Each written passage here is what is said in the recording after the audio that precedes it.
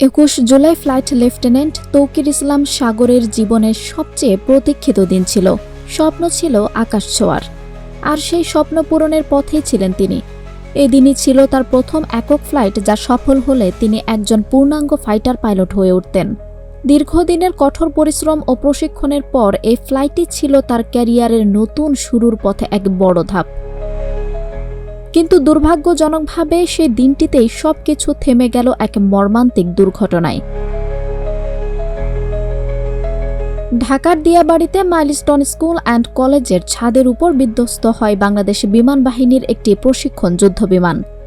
সেই বিমানের ককপিটেই ছিলেন তরুণ পাইলট তৌকির। দুর্ঘটনার ভয়াবহতায় ঘটনাস্থলেই তার মৃত্যু হয়। আগুনে দগ্ধ হয়ে স্বপ্ন পূরণের আগে থেমে গেল এক প্রতিশ্রুতিশীল জীবনের উড়ন্ত অধ্যায়। তৌকির ছিলেন সদ্য বিবাহিত। মাত্র 6 মাস আগে বিয়ে হয়েছিল ঢাকায় কর্মরত এক লেকচারারের সঙ্গে। আগামী মাসেই ছিল তার প্রমোশনের কথা। তার আগেই সমস্ত সম্ভাবনা থেমে গেল সেই ককপিটেই, যেখানে বসে আকাশের রাজা হয়ে ওঠার কথা ছিল তার। রাজশাহীর উপশহরের আশ্রয় নামের ঘরটি ছিল তৌকিরের পরিবারকে ঘিরে থাকা শান্তির ঠিকানা। কিন্তু সেই আশ্রয়ে নেমে আসে নিস্তব্ধ শোক। দুপুরের পর থেকেই বাড়ির সামনে ভিড় করতে থাকেন প্রতিবেশী, আত্মীয় স্বজন আর অশ্রুসিক্ত শুভানুধ্যায়ীরা। কান্নায় ভেঙে পড়েন মা সালেহা খাতুন, বাবা তহুরুল ইসলাম ও ছোট বোন।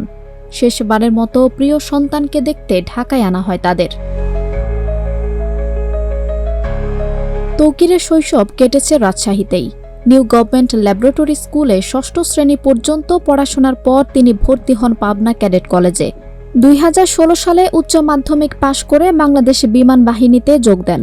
দৃঢ় মনোবল, কঠোর পরিশ্রম এবং অদম্য ইচ্ছাশক্তির শক্তিতেই পৌঁছে গিয়েছিলেন যুদ্ধবিমানের ককপিটে। তৌকির ছিলেন অত্যন্ত শান্ত, মেধাবী এবং অতি মিশুক একজন আদর্শ ক্যাডেট।